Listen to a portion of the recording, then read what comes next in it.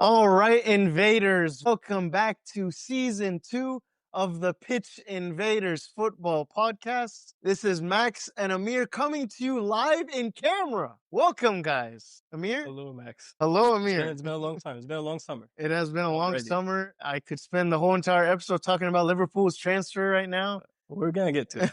We're going to get to that it in a second. But We are so excited to be back, guys. Yeah. We missed soccer, man. I missed the Premier League. even though we had a bit of soccer, like in the summer, like with the World Cup, but Yeah. it wasn't the same. Nothing the Like, same as the we have to Premier League. agree, it's not the same. It's not the same at the Premier League. It's not the same when all the leagues are playing and all the clubs and the Champions League. But maybe we can take a quick moment and talk about this World Cup because I Yes. feel like the new system was good. At least the fans were watching the tournament a bit more. They were following the teams. It was new. Yeah. I didn't mind. It was exciting. The best part, I think, is the teams were taking it competitively. Yeah. Which they should. I mean, it's the club. It was World almost Cup. like a preseason. Like some Yeah. clubs actually do not have a preseason. They took this Yeah. as their preseason. Yeah, exactly. Like Man City, I think Liverpool only had like one pregame after or two pregame. Well, we didn't. But no, Liverpool wasn't in the. That's correct. Yeah. Chelsea, I think. Chelsea are not having any preseason game at Yeah. least. Man City are not having any preseason Mhm. game. So I thought it was pretty good, especially like with all the transfers that came in before the tournament. You got to see them on Yeah. the field and how they play. So I think that was pretty good overall. I mean, like the one thing the team. First of all, Chelsea. Credit to Chelsea. All right. I mean, we got. We're getting into it. I know we got to say Chelsea. You know, since we're talking about it, well done to Chelsea. I agree. The tournament was great, but the fact that Chelsea beat PSG in the final, deserves a 3-0. hat off. 3-0 too. Like that was a big hit for PSG, who just won the Champions League. If you told me at the beginning of this Club World Cup that Chelsea would make it to the final, I don't think I would say that. Yeah. With all the teams that are in it, Man City, Real Madrid, was Bayern Munich in it? Bayern Munich was in it. I mean, too. that's Chelsea didn't even in consideration. I think everyone was talking about Real Madrid, Man City, PSG now after winning the Champions League. But Chelsea and all these teams are coming straight off it was only 3 weeks after the season or something. I don't know how long. I mean, I'll say as a fan, the timing of it was very weird. Like I didn't get time to miss the soccer. Did you think you want it later in the summer? I would have liked it later, Really? like as the traditional. I don't know, just like I couldn't fully enjoy it. I don't know. Yeah. That was just me. I mean, could be in the minority. I don't know. And it was played in the US as well. Yeah. At least the times of the game, it was good for us who live in the US, but I'm pretty sure it was really bad for other regions. And maybe that's something, whoever like organizing the tournament should consider when they put the schedule for next year's World Cup, because other regions, like if you're playing a 9 p.m. game here, you're losing a lot of audience who are watching from the Middle East or even Europe. It's like 5 p.m. Who will not be watching these games. So I think they definitely should consider like switching up the times. And a lot of the games were like 3 p.m. on like a Tuesday. I mean, it's fine, but like that's the balance you try to make. Like we can't travel to like Atlanta, Georgia, and watch that game. We're very limited. We're watching whatever's in Charlotte. They definitely need to select their priority games, which ones we would want to have them midday, which ones we like the top games definitely like a 6 p.m., which might like 5 p.m., 6 p.m., which might fit for all of these regions anyway. But yeah, it was a good experiment. I think I'm pretty sure there were a lot of lessons learned for the next World Cup in the summer, the official World Cup now. Yeah, it was a good trial. Big one. I think USA needed it. Yeah. I think we probably identified things that we could, like, there were some empty stadiums, and, I think they got the pricing wrong on the tickets for that. So hopefully when the World Cup comes around, they got that figured out. Yeah, no, but the fans are here. We have so many fans, and you saw fans from every team across the world. It was really nice. Like Al Ahly, which is our like Egyptian team, they were filled with teams. Yeah, it was really nice to see. Like they were saying like Walmart and exactly. All of these places. Awesome. It's very nice. Do you want to get into the Premier League and talk about transfers and stuff like that? Well, the transfer windows Liverpool are having. Let's not start with Liverpool. Let's start with Man City. Because there's very little to talk about. I mean, you guys had it at the beginning of the season, like at the beginning of the transfer window. You got all your business done, and now you guys are just accepting. I think that's what Man City wanted to do anyway. Try to get the new transfers in before the tournament. That way they can have some moment like together, like it's almost like going out, like with building chemistry with your friends. Yeah, you build your chemistry composer with other teammates, and you get to see how Pep like works. Try to learn something or two on the field. I mean, we can get into the individual transfers, but I actually want to highlight that Man City's biggest transfer did not happen like within the players. It happened within the locker room too. Oh, like a renewal? Like the staff, the coaching staff. Because what people are not realizing that Man City's assistant is now Pep Leanders, who was assisting Jurgen Klopp for so many years in Liverpool. Oh, he's a good assistant coach. I had no idea that you guys got him. This is a big, this is a big change in mentality within the club to try to get like someone bright like him. And so you guys took somebody that you know is coming from a successful team that wins the Premier League. We took him, and we also signed other coaches too, in Kolo Touré, if you remember. Yeah, he played for Man City too. He's more like bringing the team together. He was actually, I think he was coaching the under-21 team, and now he got promoted to like the first team coach with Pep. These are good recruits within the locker room. It tells you that Pep is trying to change the way he operates. So did he fire the other people? I think they usually come in for like a year or two, and then they renew. I think it is in agreement with the coach. Yeah. It's not very uncommon for Man City actually to change their like assistant coaches every other year or so. Yeah. I think with Pep, he had at least like 4 different assistant coaches to try to change his thinking and the tactics and the vibes in the locker room. So, but I thought this was a big recruit. No, he's a really good assistant coach. I remember his time in Liverpool. I'm pretty sure he learned so much from Jurgen Klopp, which now he can add this to what Pep already knows. So we might see something different. You know what? That guy strikes me as like a kind of player that will go and like, in a couple of years have his own Premier League team. Like kind of like what's happening in Arsenal. Maybe we could see him. Maybe we could see him as Man City's next coach. I don't know.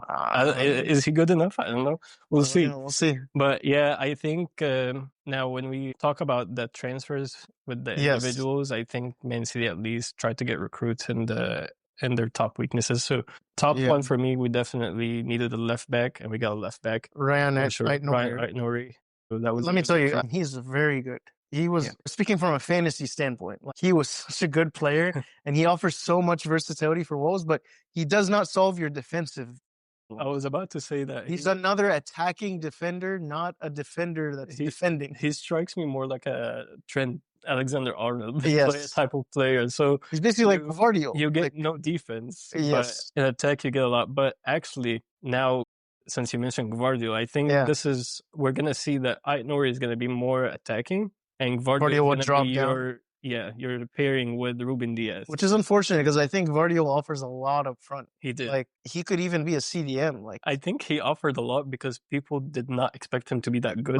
So like that, he goes in attack, like he's in the box and the defender's like, what do we do with this guy? Is he gonna shoot? Is he gonna?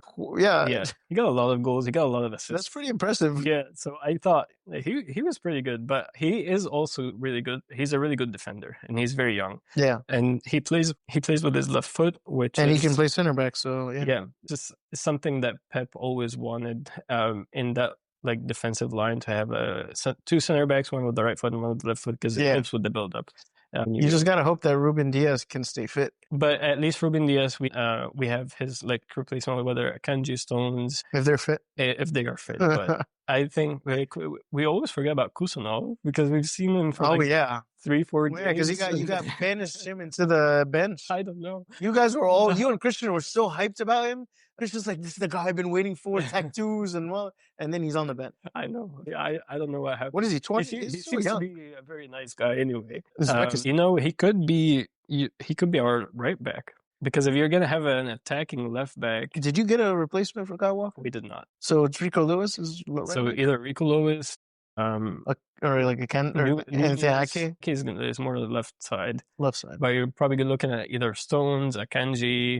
Rico Lewis, Matthias Nunez, which we always forget about. I didn't know he could play right back. He's been playing right back for quite some time. Really? Okay. But we could fit Kusanov in that spot too. If you're gonna have a flying like back a left back who's gonna be attacking all the time, you're gonna need to balance. You're gonna need someone to balance out. Like you don't want like 2 flying wing backs. Let me tell you, as a Liverpool fan, I am very happy seeing this defensive line, because I already can tell there's so many avenues for me to break it down. I'm not worried about your defense in this. This is your starting four. Well, people don't realize that Man City's strongest line of defense is their midfield. And the entire last year, who did we miss? Rodri. The Ballon d'Or winner. It was a fake Ballon d'Or. King Rodri. Should have been Vin's. Oh, God. We're not going to get into that. Rodri actually is a big piece of the puzzle in that defensive work. Yes. So I'm excited to see him again. How did he play was he playing in the Club World Cup? He wasn't fully fit. That's what I was about to ask. It's going to take him a while. He's been gone for a while. It might take him some time, but I'm happy to see that we also strengthened that spot in midfield with bringing in Reinders. Reinders is a very good passer. Very good creativity. Yeah. And he's very solid defensively. He was a box-to-box. Actually, he played for Milan as a CDM as well. So he plays in Rodri's spot anyway. Yeah. So we could see 2 CDMs starting for Man City, at least to cover these defensive gaps that we have seen last year. And then attack, we have so many options. Yeah, who's the other player you guys got other than Ryan Sharkey? Ryan, yes. Who is a cam or a winger? He can play either a cam or on the wing. Is he going to start as a cam or a winger? I'm not sure. But we have so many names now up front. We have Duco, Haaland, Marmoush, Ryan Sharkey, Foden, Grealish. Who's probably going to leave. Maybe, but yeah. I think most likely he's going to leave. Is there any position that you thought you were hoping that they would beef up and they didn't bring anybody? Maybe another center back. Okay, yeah. I mean, I love our goalkeeper. We got a goalkeeper already. Is James Trafford? He's really ready to start as a Man City young talent. Yes, he's going to be a starter. I don't know. I don't know if he's going to be a starter, but it's nice for him to have that time with Ederson too. I'm pretty sure he can learn one thing or two about like the style of play and building up. Okay. And, I thought Ederson was going to Saudi, honestly. There are still rumors that he might go to Turkey. Yeah, we'll see. We'll see what's going to happen. But, so I think we're going to sell either Ederson or Ortega this summer. Okay. Before we go to Liverpool, can you tell me, based on your players now, the first game of the season, what's your starting 11? So I think if Ederson is staying, we'll start with Ederson. Okay. I'll do on the left back, Ait Nouri, Gvardiol, Ruben Diaz. I think Matheus Nunes. If I'm in Pep's head, I know he's starting Matheus Nunes in that spot. And then we're going to see Duco on the left, like up top. You're going to start Duco? I think. Really? I'm thinking about like how Pep is thinking. We're going to see Haaland on the right wing. I want to see Foden, personally. Okay. But I don't know if Pep will do that. And then we might see Sharkey, Marmoush, and Reinders. I don't think he's gonna start with Rodri. You don't think Rodri's gonna? Oh, because the first game of the season. Yeah, I think. So how many players you got in midfield? 3. You said Sharkey, Marmoush, and Reinders. Marmoush is in midfield, not a winger. I think we might start to see him taking more role in the midfield. I feel like it's a waste. I don't think so. He's pretty quick. If he can strengthen his defensive game, he offers a lot of solutions in midfield, like those long shots that he takes, really good passes, very fast player. He just maybe needs some strength and some defense, and I think he could be a really good midfielder. Or like more like when we started dropping Foden in the middle, he could play that, but with the right foot. So we could see that mix. I don't know. I'd rather see him as a center forward behind Haaland, and then the 2 wingers, and then the 2 holding midfielders. What would you do with Foden? Put him on the wing? Yeah, like as a right wing or left wing? I think it. Yeah, isn't that his best position? Yeah. Well, I mean, mathematically, like in the other seasons, I personally prefer him on the right wing. Yeah, like he has that explosiveness that you want to see on that way. That's what he moved him to cam, right? After a while. The thing is with City, you can put players on the board and then in the field, like they're all over the place. I remember that. So you never know. Okay. And I think that'll be interesting. Yeah, we'll see how it's gonna play. Okay, but I'm excited to see Marmoush season 2. As a Egyptian fan, I think he didn't have a great season because Man City didn't have a great season. I thought he was magnificent, but his numbers could have been. He could have been a lot higher. But the whole team was affected. He had a good impact. He did in the first half. He got the goal of the season, right? Yeah, he did too. I mean, imagine what happens if Manchester City's like on fire, and you have Marmoush in form. He scored a hat-trick against Newcastle. He made an impact for sure. So he is on the right track. I'm saying double-digit goals for him this year. Yes. I'm predicting. Okay, can we go to Liverpool? Do you have anything else for City? No, I am just excited for the new season. That's all I can say. Here's the next 10 minutes because we have so much Liverpool transfers to go through. Let me ask you a question. Where did Liverpool get all this money from? We won the Premier League and we didn't buy anybody last year. You know the difference? The only player we got was, what's the stupid, Federico Chiesa was the only player we got for 14 million. And we bought nobody else. You know the difference between the first place and second place is not like, it's like 30 million. So how did all of a sudden Liverpool just splash the cash? Listen, like we've been waiting. We've been waiting. We have been waiting. And we also are selling players too. Yeah. So, listen. You want to talk about the players you're bringing in first? Let's talk about the players we brought in. Yeah. But I will start with saying we won the league, and the best thing to do after you win the league is to strengthen even more. Yeah. We've gotten Kirkes, who's an amazing left back. We got Frimpong on the right back position, who I'm not 100% convinced on yet. Frimpong should have come back to City. Oh, Kyle Walker's. He has the accent, the Scouser accent already. Anyway. Yeah. And then we got another goalkeeper, Mavardeshi, I think I'm pronouncing it right. Mamardeshi. And then we got Ekitike in striker, who is fantastic. But the big one, the one that I'm most excited about out of all three, is Florian Wirtz. Oh, I thought you were going to say Isaac. I forgot. We didn't confirm. At the time of recording, Isaac is not our player yet. Luckily, we have fantasy next Monday draft, so we could get him. Is it Isak or Isaac? Isak, Alexander Isak. And we're selling Nunez. I think a deal has already been agreed with Al-Hilal. Al-Hilal? Yeah. Al-Hilal. Al-Hilal. And then Harvey Elliott's going to go. So, I mean, Florian Wirtz, a great pickup. Kirkes and Florian Wirtz, out of those four, are my two favorite. It's like, out of those five, I guess. It's like Liverpool just looked at Man City's wish list and cheated off of it. Was Frimpong on your list? Frimpong was on our list. We got him way. Yeah, that's true. You guys were. This was a list you guys made here. You guys are... They picked. That's fine. They picked the best team in the world. That's why they picked the best team in the world. All right. Kirkes is a fantastic left back. Yeah. I'm so excited for him. And Florian Wirtz, I really think he will offer so much. And the fact that he's only 22 is kind of blowing my mind. Yeah. I didn't expect that he's that young. Like, I don't think it hit me. So the sky's the limit for us. You guys are definitely looking at squad depth and also strengthening for the future. Because like in a few years, you're not going to have Salah. You're not going to have Van Dijk. I think you guys still need a defender though. We need a center back, 100%. Yeah. I mean, even now, the friendlies that we played, the past few friendlies, Van Dijk was not fit. So we were having Wataru Endo as our center back. What? Paired with Konate. And then on the other, to rotate, we filled in Andy Robertson as a center back with Shimikas as the left back, as a rotation team. So they're kind of, I think Slot is experimenting because now we have three left backs with Shimikas, Robertson, and Kirkes. So he might put Robertson as a left center back.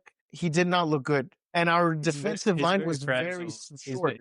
Also, the defense was short. Like Endo and Robertson, I think Endo was the tallest one. He's 5'9". So you guys sold Kwanzaa.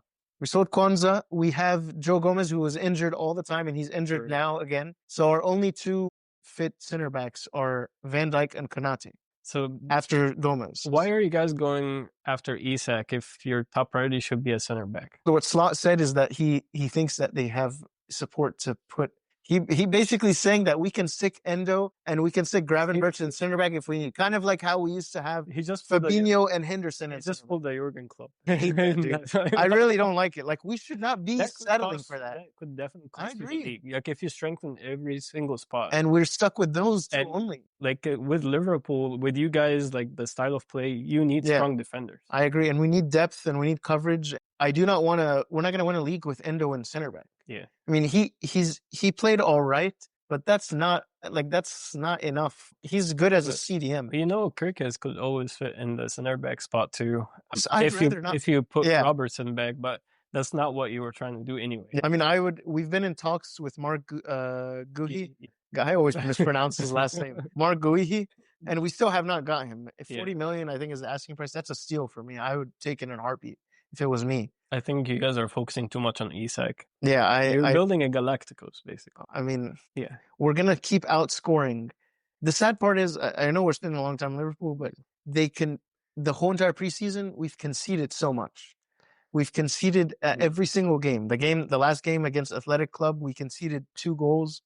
The game before that, it was 3. So it's like we're not keeping clean sheets. Did you see anything different that Saul is trying to do with He was just experimenting with different positions. Yeah, I mean, trying out different positions, mainly in the defensive line. But I mean, also like Subasly was playing, higher up. He played them in the back as well. I just saw some experimentation. Yeah, for him to be experimenting in the back, that means he probably most likely will not get a defender. Yeah, that's concerning. Yeah, that's concerning. I think you guys should give up on Isak. No, I actually think Isak is critical. Ekitike looked really good. I'm not gonna lie. I have not seen anything that. Did you see that assist to Salah? Really? Yeah, come on. No, man. No. I didn't get a striker for an assist. Yeah, I didn't realize how tall he is too. He's tall. He's fast. He's good, but like, listen, he's not. If you want my honest opinion, the only problem is he's 100 million is Ekitike, which is way out of the. I would not have spent that much. But honestly, if we get Isak, I'd rather start Gakpo and put Ekitike on the bench until Ekitike builds it up. I agree. Yeah, but I think that's probably the. But we need coverage. We're getting rid of Nunez. We lost Jota, unfortunately, RIP, and we also lost Luis Diaz, and we're going to lose Federico Chiesa on the way out. So our only coverage is we only have Gakpo. We have young kids. Yeah, and there's a really good 16-year-old that's come up. Like I think Supos can also fit in that. Yeah, and Florian Wirtz can play on the wing if we really need. And Supos can really play that Diego Jota role. Yes, I can see him shifting into that position a little bit more. Supos is, But that's exactly what you need from. Like if he's not that consistent, he scores a lot of goals. He has a good eye on target. And he's promising. He's promising. Yeah. But if you tell me get Isak, we have a dynasty here. We have a team that's going to beat everybody. So I hope it happens. And the fact that we're selling Nunez now, we got 53 million or something. It's pretty good. Again, that we can use and throw in the Isak. Liverpool's great. Yeah. Do you want to talk about the other teams? Any other teams? Arsenal. Madueke, Noorgaard. They did get a lot of, George Gerges, the Arsenal fan that heard me. He heard me talking. Are we live Madueke, Noorgaard. Who else am I missing? Well, they got Zubamendi. Zubamendi's a big one. From January. Oh, we're missing Gyökeres. And Gyökeres. That's the big one. It's been confirmed. Who has not scored yet. How do you do that thing? Yeah. He's already played 2 games. He hasn't scored any. He has not scored. Arsenal lost both games. They lost both games. I'll be honest, they do not look good. Like, I watched some of the highlights. That's the problem with me and Arteta. If he has a good, 2 years ago, he had a perfect system. He was in second place, lost the league by 1 point to Man City. You had to bring the new season. Sorry. But sorry, Arsenal. The new season, instead of maintaining that same system that was working really well, the first 8 weeks, I have no idea what he was doing. He was experimenting too much, making so many changes, getting Odegaard out of his comfort zone, putting Rice in a whole new place on the field, and he was just experimenting too much that I think he messed up the balance. He took the wrong learning things from Pep. He learned the wrong things. That's the wrong thing. Implementation and overthinking.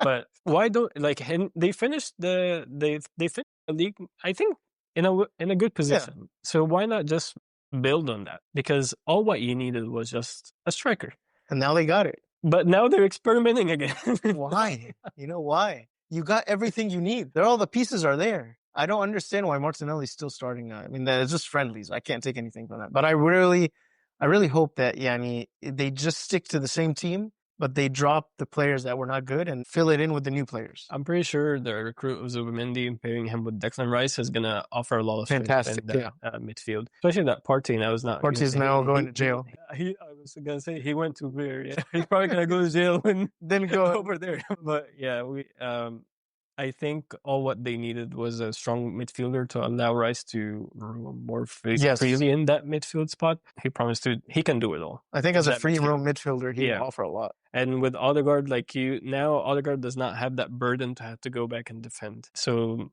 I think Arsenal is ready for that next step.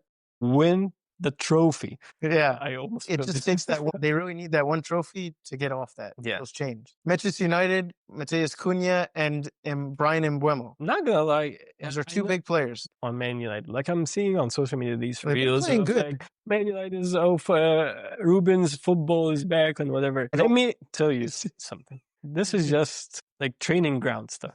This is just a friendly. It doesn't happen in real game. If you can do it in real game just one time, you cannot just repeat it every single time the same pass with the same players and expect the same outcome. It doesn't work that way. And the moment you do it once, all the other teams are going to figure it out. Now we're going to have to figure out something new. Maybe he has stuff under his sleeve. I haven't watched any of the games. I can't say. The recruits are really good.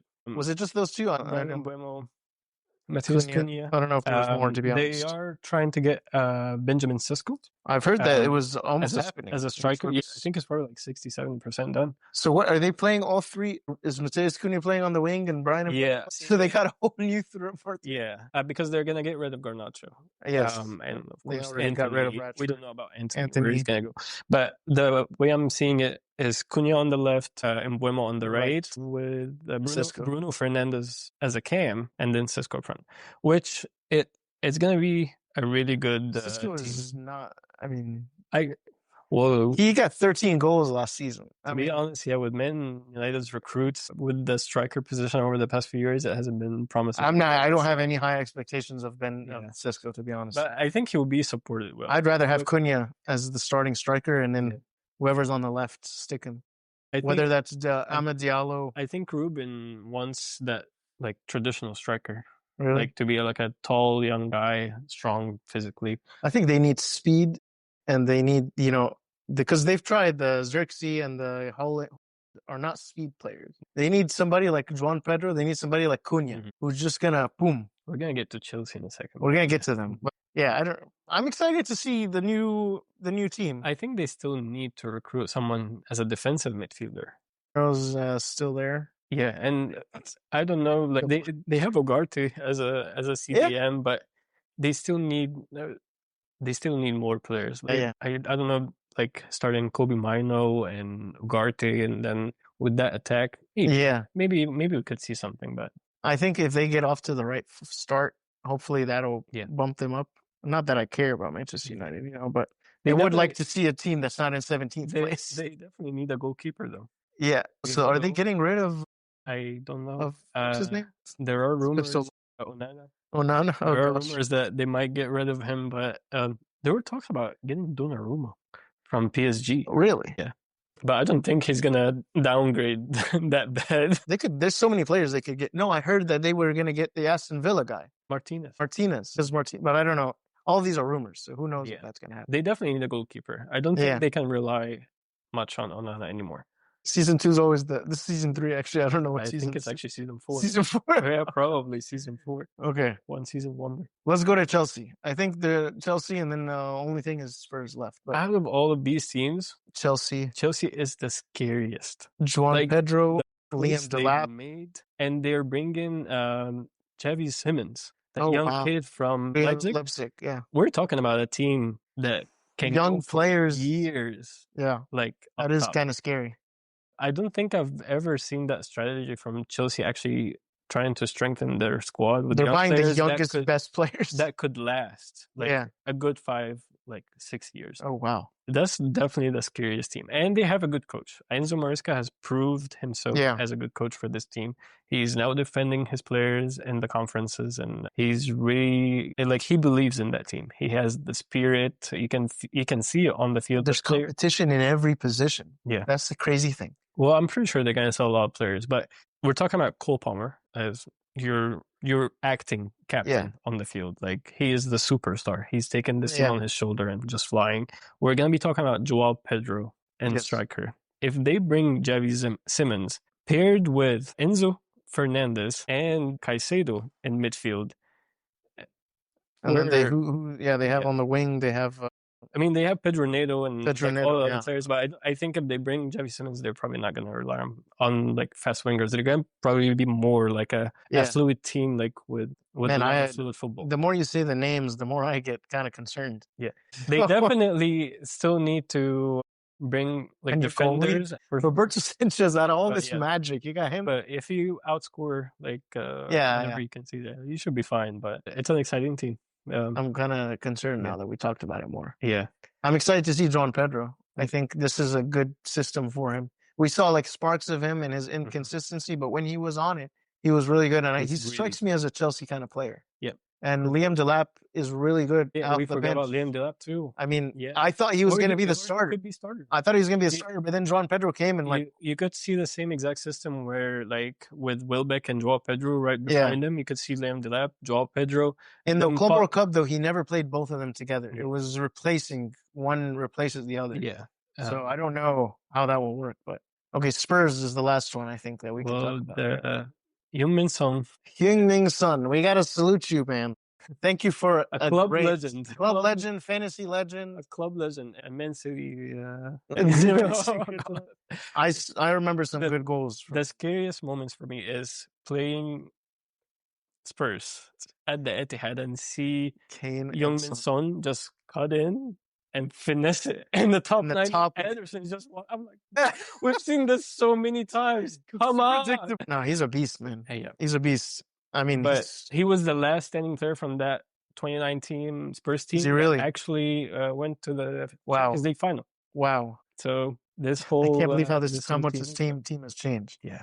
Let me tell you, I'm very concerned for this Spurs team. Really? What improvements did they bring? Well, they still have a good base, I thought. Like as a team, they have good players. Maybe they were missing a good mentality. They got Mohamed Kudus and João Paulinho, who's really good. He's pretty good. We've seen him playing with Fulham. He's a good holding midfielder. I'm worried about the goals. Where did the goals come from? Solanke was injured, and he barely scored many goals. Madison just got another injury. He's very injury prone. So you're left with Kudus, who didn't score many goals anyway. He got 5 goals last season for West Ham. Granted, they were bad, but where is Christian? We need to talk about his favorite team. We're talking about looking at this. I'm talking about a 9th place team. I mean, the way that this attack looks.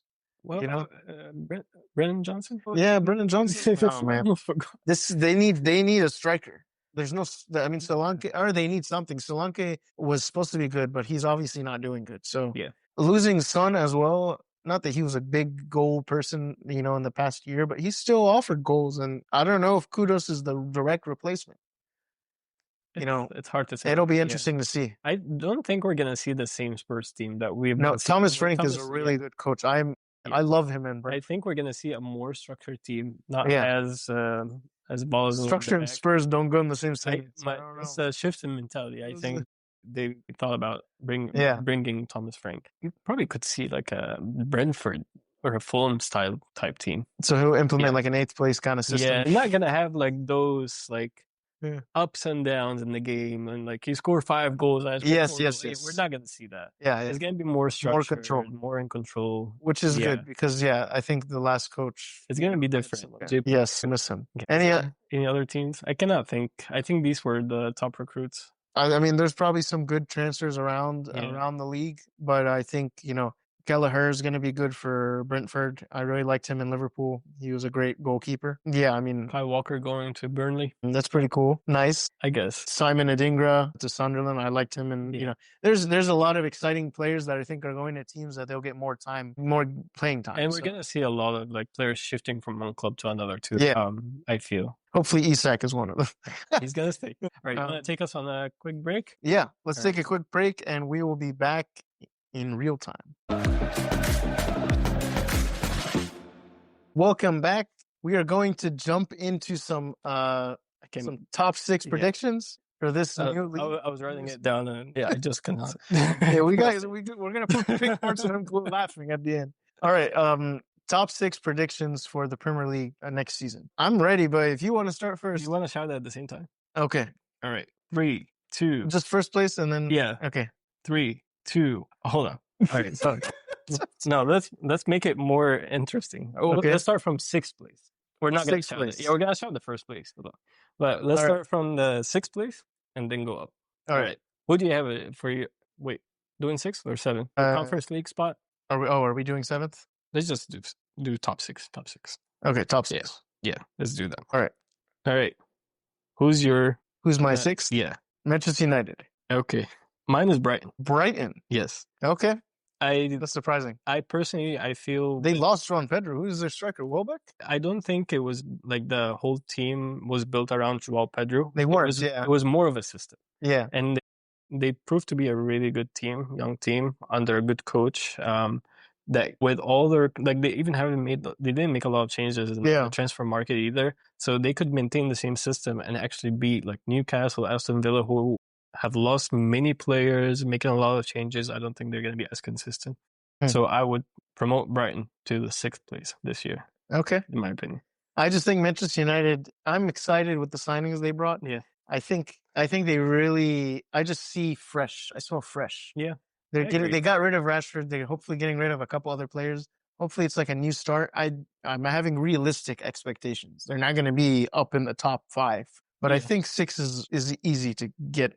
I think they can get it with Cunha and Mbeumo offering goals. I agree. I think that there's enough there. Yeah, and we're gonna start to see like Ruben Amorim had now like a full preseason with that team. There are some like promising things that we start to see on social media. So maybe. Okay. 5? 5th place. You go first? I go first. Or are we doing it at the same time? I guess I'll go first. I have Arsenal. Arsenal in 5th? Oh, you're crazy. That's crazy. That might as well be your hot take. Well, I was thinking about that, but my God, like, I'm gonna leave my hot take for another. What other 4 teams are you thinking about? I'm gonna tell you in a sec. But who's your 5th? Oh, I guess I know. My 5th is I was up between Newcastle and Aston Villa, but I'm going with Aston Villa. Really? I think Aston Villa, Morgan Rogers and Watkins, and I just see so much there. There are rumors that Watkins might leave too. I don't know. I don't think they can. I don't think they'll sell him. I don't know. I think he's going to stay, but I think Newcastle will look a little more shaky, especially with the uncertainty with Isak. I think that they might fall out of the top 6. I think they might finish 7th, but I think Aston Villa can get 5th, especially with the upset of what happened last season that they just barely missed out. Honestly, I scratched them off the top 6. You do? I put Arsenal in 5th place. Not too far. No. Yeah, I'm going to Aston Villa. Okay. Who do you have in 4th? Are you ready? You go first. No, you go first. I went first with 5th. All right. You don't dare. Arsenal. Okay. Arsenal in 4th. Cool. No, not too far. So sorry, Arsenal, but I think Chelsea and Manchester City are better. I think. And I don't. So you have the same feeling. I do. Well, 5th is a little wild. I don't know who you stuck in before them, but no, I don't know, man. I don't. I think they would just fall short. I think it'll be them in 2nd for a while, probably battling Man City. But I think in the last probably 4 or 5 games, they're going to drop to 4th. I personally think the pressure is going to be too much on that team. Yeah. I don't think they're going to be able to handle it. Because, like, we've always said, now is the time. Now is the time, man. They're missing a striker. Oh, they're missing a midfielder. Like, we started with, they're missing like a midfielder, Declan Rice. Okay. We got Declan Rice. Oh, they're missing a striker. Now we got the striker. Now they're missing self-belief. That's what they're missing. And they're missing the belief. I don't think they're capable. And the hunger. The hunger and the belief, and I don't, They're going to be too much under pressure from week 1. Like, these guys are going to be under the spots. You guys should be winning the Premier League this season, and I don't think they're going to be able to handle it. I mean, I'd be shocked if they all, like, if they completely go out there and, like, are amazing. Who knows? Yeah. But I'm going to stick with 4th. Okay. Who do you have? I put Manchester United in 4th. Ahead of Arsenal? Yeah. With a new, fresh project, you never. We're kind of on the same page, but that's a little. They could be like Chelsea last year. You know how Chelsea, like we all like blame Chelsea for like all of their transfers and recruitments and how having like 38 players on their list and stuff, and they ended up doing pretty good. Yeah. So I feel like Manchester United is gonna be like the Chelsea of last year, where they're gonna struggle. They're going to be ups and downs, but they might be able to get 4th place. This is coming from the person that last season you were saying, fire out Ruben Amorim. He's a donkey. He knows nothing. This guy knows nothing. Yeah. You're changing in a little, that's a big change. I still... 17th to 4th? No, I honestly, I still had the same feeling that he doesn't. You can't be doing nothing and get 4th. But I think the way he changed like the locker room, like the players, now you have more like less problematic players. Yeah, I believe they are coming from teams like that were like lower than Manchester United in popularity anyway. So now they feel like they want to give to the badge. Yeah, and I think that will strengthen like what he's trying to do on the field. Yeah, players that actually want to play. That makes sense. Yeah. No, like Anthony's and Rashford. Yeah, we're gonna get past like the trend and the social media and like the roulette or whatever. Whatever Anthony's doing. Yeah, we're past that. So I feel like they're gonna do something. Okay. Yeah. 3rd place. I guess I go first. You go this time, yeah. Okay, it's not the one I was thinking I put in third place. I'll put Chelsea. Okay. Yeah. We agree. I also have Chelsea. I have Chelsea in third place. I know what you already did, because you're laughing. I had to make sure. We're two wearing our badges. Who do you think is in first and second? I had to make sure I didn't put them in second place. Chelsea, I think they have what it takes to be second, but the only thing, I think the experience in how young they are, I don't think they can go the long stretch all the way to first. That's the one thing that I think it will just push them beyond second place. I think we're going to be surprised with this team. Like, we might see them winning the league. It's going to be very close. It's going to be very close with the top three. It's going to be like a triangle going up and down. They have what it takes to win the league. More than Arsenal. They do have more than Arsenal, yeah. So we'll see. Yeah. Okay, let's go. Let's stop leaving the suspense. Second place, Manchester City. I do not think the replacements they brought are enough to justify them getting first place. I think that they will be better than Chelsea and Arsenal, but I still think Liverpool are ahead of them. I know your choice was Liverpool in second? Yes. Okay. We care to explain? Yes, I can explain. First, well, what's your coach's name? Arne Slot. So sorry. Arne. But last year, Arne came from a league that no one was watching. New ideas, new system. No one was really expecting Liverpool to do much. I feel that played a part with teams not giving them enough opposition, in terms of in the games and stuff. I don't think teams were taking them seriously. That's what I'm trying to say. And we have seen towards the end of the season, I mean, you can blame it on Liverpool winning the league too early. So their performance went down. But I think teams have started to figure out Liverpool more, which false. That brings me to my second point. Now that Arne Slot brought new recruits, he's definitely figuring out a new system. Yes. That to fit all of these new players. But there's so much pressure now in the locker room with all of these stars coming with big numbers. It's out in the media that Liverpool is buying the league. So you should be winning every single game with no drop in performance. And that's going to be another factor that Liverpool didn't have to deal with last year that now they will have to deal with. I completely disagree. All right. I completely disagree. I don't think there's pressure. I think we've already won the league. Right now, we have so much confidence. And I think even a good, a positive kind of arrogance in the locker room, which is a good thing. So I don't feel any pressure in any position. And also, there's players that can be dropped. None of the players have to be in the lineup. It's not like when we got Nunez and we're you are our replacement for goals. If Wirtz doesn't get goals, that's fine. Salah will step up. Whatever, if he doesn't, somebody else, I'm not worried. I don't think there's pressure. And the other thing I was going to say is, if we need a center back for depth and coverage, because I can tell you my prediction, and I'm speaking as a Liverpool fan, if Konate or Van Dijk, bad Shar, knock on wood, gets injured, and we put in a CDM in a center back, we're not winning the league. We've seen that. We are going to drop to second or third. We've seen that happen. Yeah. And that's not enough for us to win. We have to have a center back, high quality, ready to step in. Yeah. With that in mind, you guys are also in the same position. If one of your main players gets injured, I don't think so. Haaland or Rodri or Ruben Diaz or any of those three get injured, I think the recruits we've made definitely. You're going to stick Duke back in the lineup. That's what's going to happen. If I think you as a Liverpool fan should have learned that you cannot rule out Man City from any. Second, I think they're in it, but I don't think they're going to win. I think. I'd love Haaland to prove me wrong. تعال يا هالاند بتعمل حاجة.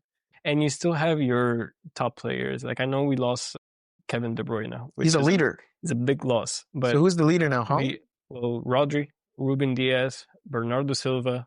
We're talking about Haaland. Silva didn't leave. Silva's going to stay. He's actually the main captain. We still have those big names in the room that can give the experience to the younger players. Yeah. We have, this is the heritage, the football heritage that Mourinho talked about. We're trying to give to the players that winning mentality. With such an experienced coaching team, you cannot rule them out. You'll be surprised. You're up for a surprise.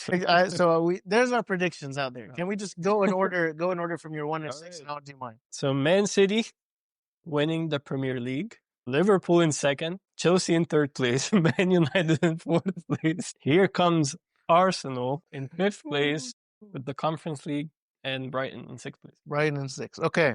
Oh wait, 5th place is not conference. Yeah, 6th place. Europa League. Sorry. Okay. Liverpool 1st place, Manchester City 2nd place, Chelsea 3rd place, Arsenal 4th, Aston Villa 5th, and then did I miss Manchester United? Man United in 6th. Oh, Manchester United in 6th place. Yeah. Okay. Yeah. Hot takes? I think that's good. Yes, hot takes. I have a couple. They're like lukewarm. I only have one. Actually, I have 3. You go first. All right.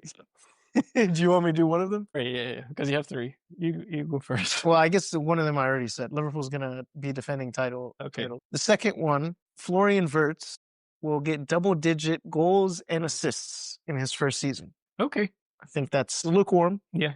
But I think he can do it. Okay. Are you ready for my only hot take? Yes. With Arsenal finishing in 5th place, Mikel Arteta is gonna get fired at the end of the season. I don't know. Wow. Should we say mid-season? Make it a little harder. That's a big statement. You really think they would do that? I think so. This is it. Keep in mind, guys, this is somebody that said Slot was going to get fired, and then he won the league. Yeah. So I don't know. That's a good sign for Arsenal fans. Christian was the only one that got the prediction right, the hot take right. Spurs would win the trophy, right? Yeah. And then they won. They won the trophy. Okay. That's it. Well, I mean, maybe Arsenal can win one trophy. This is it for Arsenal. Last either win it or fire. Leave or fire. I think I agree. Yeah. Well, my prediction, the next prediction other than that is I think Gyökeres is not going to score more than 15 goals. That's still a good number. Is that I don't know. I think overall is that not hot? That's like half a goal in each game. Probably less than half. Yeah, maybe that's not the hottest take. But that's just a prediction. I'll take it out. I don't think Gyökeres will be as amazing as people think. Okay. I think he might even get dropped a couple times with the new Havertz by the new coach. Oh no, I think Havertz might actually step in more. Arteta loves Havertz. He got competition there, so he probably will try to put Havertz in instead. Yeah. Okay, I guess that's it.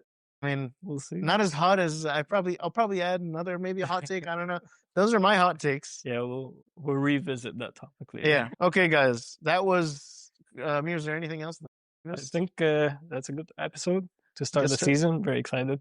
Good to show you guys our faces, our jerseys, be here in person, like live. This season, it's gonna be a whole another season. Have a full locker full of Man City jerseys. I don't have any other jerseys. Now, hopefully, when guests come, you'll get to see us fighting, getting angry, whatever it is, battling each other. So please, if you guys haven't already, subscribe to the Pitch Invaders podcast. Join us this season as we talk about all the wins and turns of the Premier League. There's definitely going to be some bloodshed. All right, guys, stay tuned for another episode, and we will see you guys next week.